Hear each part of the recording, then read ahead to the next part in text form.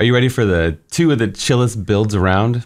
Like literally the chillest builds around, like Frozen Orb speed builds in this video for Wizard, patch 2.6.10 in season 22. The first build we're going to talk about today, first of the 2, is the Arcane Orbit version of the speed build. Now I like both of them, and that's why I wanted to showcase both in the video. As you can see, you just pour it on top of enemies, and there's these little arcane balls of power that are around your character, and they just lay waste to everything around you.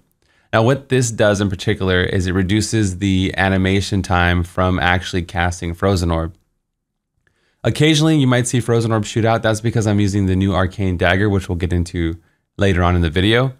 But the gist of the gameplay basically is you port around with teleport and you cast Arcane Orbit, which is not on the GCD. Well, it doesn't stop you from moving. Like when you stop to cast Frozen Orb, you have to fling out this kind of Frozen Orb ball of death, right? So you can see around my character, I have all these glowy balls, and I'm just porting around, killing everything. This particularly, like I was saying, is my favorite version because it just reduces downtime. You know, when you teleport, it takes time to teleport. When you cast Frozen Orb, it takes time to cast Frozen Orb. You have to use your generator for Arcane Dynamo and Triumvirate. It takes time to cast your generator. So I love them both, and I'm going to leave it up to you guys what you play. I'll probably go back and forth between the 2, you know, because they're both really fun to play. They both have their advantages and disadvantages, but I was consistently getting under 2-minute T16 speeds, which we're going to add a T16 speed build to the website. Consistently getting 2-minute GR runs with these builds. Like no matter how good or bad the map was, I was really successful with these playstyles. And I think that's the key takeaway, is Wizard finally has something maybe that is more consistent than the other builds of the past. So this is the second of the 2 builds, and this is your classic Frozen Orb build. Stronger than ever before, right? Same concept. You have basically infinite resource, and you're just porting around. You got those D2 vibes. You want that old thing back, and you just fling orbs. The benefit to Frozen Orb is it is a slightly slower, but you have much more wave clear because the orb is bigger and it's just kind of shrekking things along the way. And then you have range, right? So you get to take advantage more from Zays, and yeah, it's just a bigger AoE, and in certain situations it's way faster, and then the melee one in certain situations is faster, like if there's like wallers not stopping you and things like that. So it just kind of depends on the situation. I like them both, like I was saying, and I think either way, I'm super happy to report that Frozen Orb is killing it and chilling it and still viable and better than ever, and what would be my choice for speed builds. And that's kind of why I wanted to give it its own dedicated video this time around. Really quick, if you guys could hit that like button, it really helps out the channel and helps spread the video to more Diablo bros and sisters out there. Also, there's going to be timestamps and chapters in the timeline down below, so check those out for sure. All right, Blood, so what is new? What's that new thing you talked about? What's new this time around? So if you don't know, they changed the wizard spike. It procs more often than it did previously. Even though it says 25, there was some kind of, I think, internal cooldown that they fixed, so it does proc more often when you perform an attack. So sometimes you can get a double Frozen Orb. See, like it's almost like in WoW, the Elemental Shaman has a double cast. So sometimes you can get like a 2 balls for 1 cast out of it, and they put a 350% multiplier on Frozen Orb. So now Frozen Orb has all kinds of multipliers, right? We're going to show the build later in the video, but I just kind of want to show you all of them. So you have the Unstable Scepter, right? And then you have the Wizard Spike now, and then you have Triumvirate. So it has 3 multipliers on the build, not counting anything else, so you can kind of stack with it. And then of course this season, like you just saw, we have the 4th slot. So it would make this build extra strong in season 22 because we can fit in the Aether Walker or that extra multiplier. If you're watching this in a future season, I could see myself dropping one of the multipliers and always using the Aether Walker, because having that guaranteed teleport is amazing and you kind of need that. What's the build power? Well, for the build power for the 2 setups, I was running into the high 90s, low 100s with low Paragon. I'm always doing like 800 Paragon, you know, 100 gem levels, less than 10k main stat. I was running relatively from like 90 to 105 relatively fast, but it's really mostly a speed build. right? And that's one reason why I'm even talking about it. It's because if you know Wizard, we have Veers, which arguably is equal to this or slightly faster, but you have to worry about jumping into Archon, so much stacking all the cooldown. You know, there's a lot of nuances, casting your generator to power up Chantoto, things like that.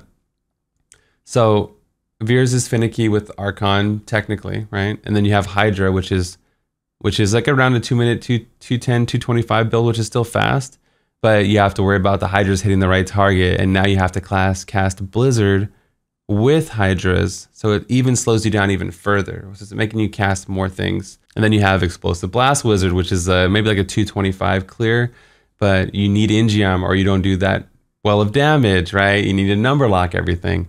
So Wizard has always had A tier speed builds, but never an S tier, right?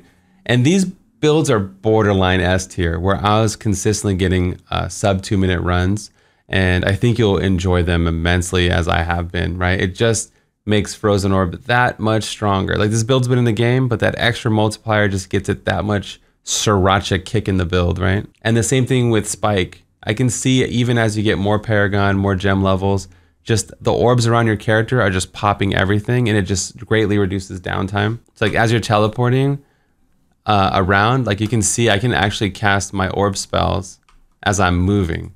Just that slightly less downtime, I feel like it really adds up in our testing on the PTR here. And then as we're using our generator, we're getting Frozen Orbs shoot out, and these Frozen Orbs are affected by all 3 of our multipliers as well. So like I'm jumping in, I'm casting my orb, and it's any attack. So that's also why I have Calamity in the build, is any damaging attack can fling a Frozen Orb out. So right there, I didn't actually cast Frozen Orb.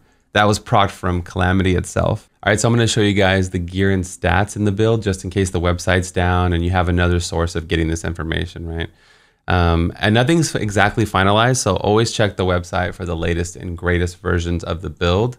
I feel like there's going to be a lot of wizards, let me show you, because of Twister, right? Expect a Lawn Twister video coming in the future. I feel like it's definitely in the S tier, and it's only going to get stronger from here, as there's a few bugs that might get patched to make it even stronger. So there might be a lot of Twister Wizards, and them Twister Wizards are going to need a lot of builds, right? So I think the Frozen Orb / Arcane Orbit would be good choices. Here's the build. I'm using Unity, but it's not too squishy. You can do without it if you like. Here's the build for you. This is the Arcane Orbit version of the build. You can swap out Zayas for Powerful or whatever you want. Stricken for the Rift Guardians or the bounties if you're running this for bounties, which is a really good bounty build as well. Aetherwalker gives us the infinite teleports we were talking about. Familiar Sparkflint for more damage, but there is an Arcane rune that gives you more resource back. You could use that for more resource. Scramble gives us movement. Deflection gives us shields, which pairs with Ashnagars, which boosts our shields up to 100%. Plus, we have Galvanizing. When we don't take damage, we get a 60% shield of our maximum life. Right now, I'm sitting in town with 1,000,000 shield on my character. I guess you can't see I'm blocking it, but I have 1,000,000 shield just chilling, right? I'm using Stone Gauntlets and Ice Climbers just to get crazy amounts of armor, but it's a little overkill at times. I could see somebody going like Frost Gauntlets here, right? To kind of synergize with everything. And remember, with the Stone of Jordan, it takes your highest element, your highest single element, no matter what that is, and it gives you all the elements of that. So since this is kind of like a unique dual build where I'm using Arcane Orbit, which is an arcane spell, but then I get the Frozen Orb ability from the dagger, I have like a dual element spec. Stone of Jordan works really well with the setup because now I'm getting like Arcane and Frost, wherever Frost is. I'm getting Arcane and Cold, sorry, with the build, right? So it's cool because it's a dual element build and we're getting dual element boosts from just stacking one item. With that same logic, you could go fire here, a fire Endarials, a Cinder Coat for fire, a Mage Fist for fire, Swamplands with fire. These are a Witch Doctor item, but we're using it for the elemental damage that rolls on it. So you stack all the fire, but then you would still get your cold and arcane boosted all the way. So you could go super crazy with elements if you wanted. It sounds kind of fun, right? And then you get attack speed with Endarials too. So I'm still tweaking out the details, but this is currently what I'm rocking. If you don't know how to get Swamplands, you have to make a level 1 Witch Doctor. Go to your blacksmith and upgrade level 70 pants, right? So you just go to pants and make sure there's 70s, and then you craft it, go to the cube. There's a Hope of Cain recipe here, and then that's what you would use. It's right here. That's how you get them. They also changed stone gauntlets, so now every class gets them. So that'd be easier to get if you guys don't know about the change. It's nice quality of life. Oh, here's the Frozen Orb version. It's relatively the same playstyle. I do think I favor Arcane Power more. I use more power with Frozen Orb, I noticed, because I'm flinging them out more often. So yeah, you can see I have the Arcanaut with this ability. Here's the build.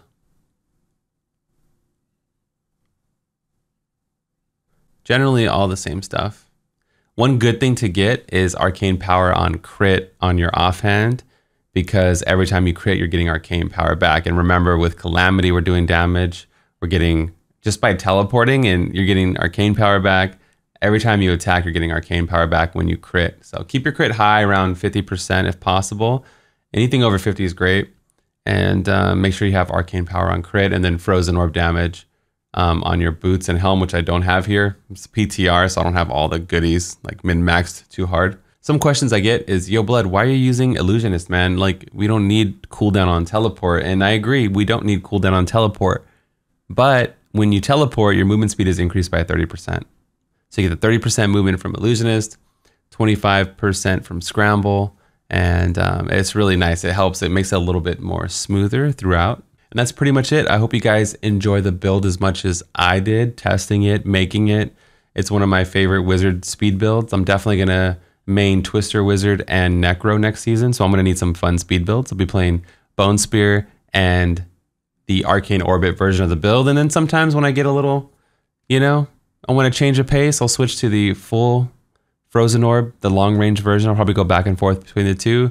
Maybe I'll think of a whole new build completely. That's going to be all for me today. This is Bloodshed, and I'm out of here. Peace.